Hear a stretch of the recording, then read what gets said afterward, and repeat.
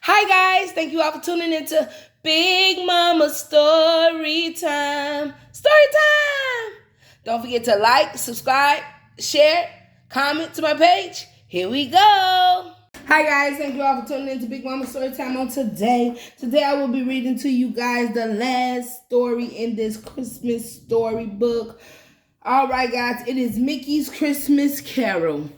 Let's get into this. All right. Mickey's Christmas Carol. Poor Bob Cratchit. Mr. Scrooge had made him work late again, even though it was Christmas Eve. But now, at last, he could go home. "Merry Christmas," he called. "Christmas? Bah!" shouted Scrooge. "Don't forget to take my laundry." Bob lugged the heavy laundry bag through the icy streets. He stopped once to rest, but only for a moment. When he thought of his family waiting for him, he picked up the bundle and trudged on. "It's Papa!" cried Tiny Tim, joyfully as Bob struggled through the door.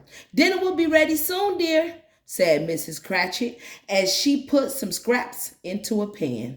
"I wish Mr. Scrooge would pay you more. He certainly has enough money." "I promise he do," with his mean self. But Scrooge never thought he had enough money. Tonight, as always, he had stayed late at the office to count his gold coins. His nephew Fred opened the door. "Here's a holly wreath for you, Uncle," he said. "I've come to invite you to Christmas dinner. We're having roast goose and plum pudding and candied fruits and—" "Out of my way, boy!" shouted Scrooge. "You know I can't eat that stuff." "Give a penny for the poor?" asked the man out on the streets. "Give that to the poor!" cried Scrooge angrily, shoving the wreath over the man's head. "Oh, that's mean. That is mean, Scrooge." "All this Christmas fuss," muttered Scrooge. "Bah humbug!" He thought of his old dead partner, Jacob Marley. "Marley never gave anything away," he said. "He was my kind of man." Scrooge shivered. He couldn't wait to get inside his warm house. As soon as he was indoors, Scrooge sank into his favorite chair. He was just dozing off when clank, clank, clank.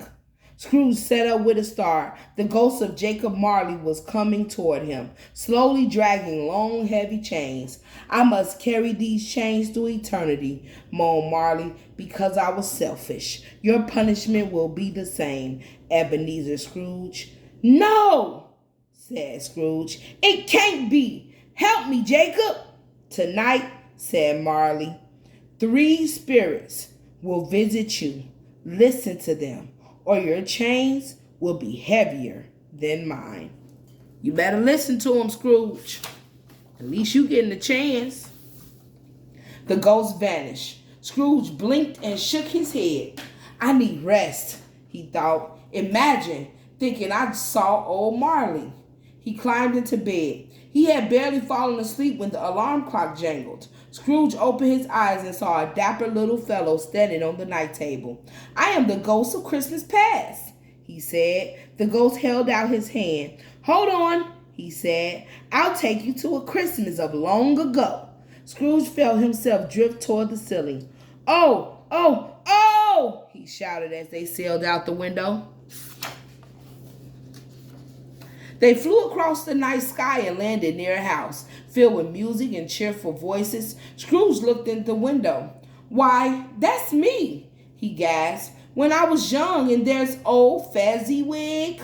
He gave me my first job, and there's my lovely Isabel." "See how happy you were then, Scrooge," said the ghost. "You were full of love, but then you grew greedy and lost all your friends, even Isabel." Scrooge turned away. "I don't want to see any more. Please, spirit, take me home."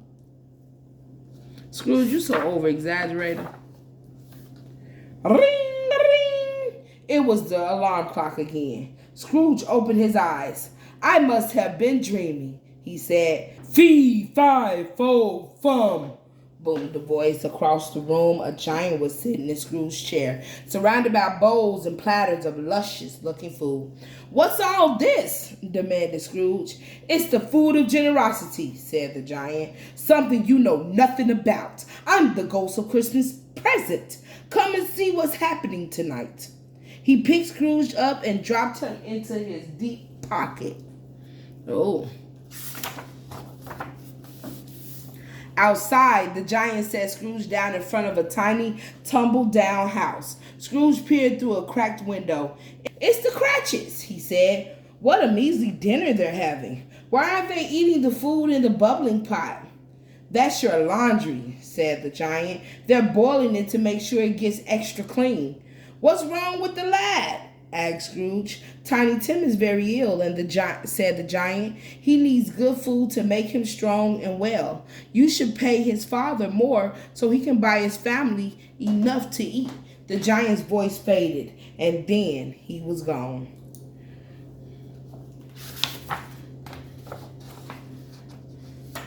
Scrooge tried to call the giant back, but it was too late. Suddenly, he was surrounded by thick clouds of smoke. When the air cleared, he was standing near a broken-down tombstone in a shadowy grave. "Hello, Scrooge," said a voice behind him. "I am the ghost of Christmas future." Scrooge turned to the ghost. "Whose lonely grave is this?" he asked. "See for yourself," said the ghost. "It belongs to a man who was very rich, but he was so selfish and unkind that he had no friends." Scrooge bent to read the name on the stone. "Ebenezer Scrooge? Oh no, this is my grave?" "That's right," the ghost laughed. "No, please," begged Scrooge. "I don't want to die all alone with no friends. I'll change my ways, I promised."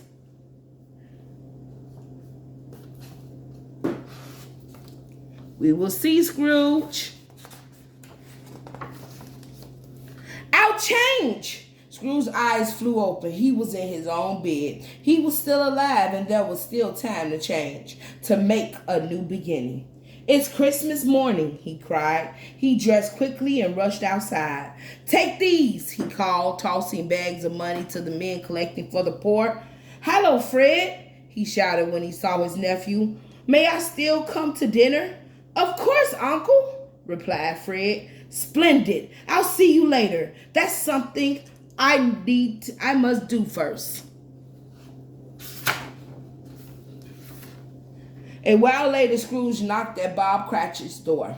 "Merry Christmas," Scrooge said happily. "I have another bundle for you." More laundry, sir?" stammered Bob. Scrooge laughed. "Don't be silly, my boy. Look, Papa," cried Tiny Tim, opening the sack. "Toys!" "Friends are worth more than all the gold in the world," said Scrooge. "Cratchit, from now on, you and your family will have all the good food and warm clothing you need. Merry Christmas, my friends." "Oh, that's so nice of you, Scrooge." "And God bless us, everyone," shouted Tiny Tim. "Oh, that is so nice." All right, guys, that was Mickey's Christmas Carol. All right, guys, thank you all for tuning in to Big Mama Story Time. Please don't forget to like, share, subscribe to my page if you haven't done so already.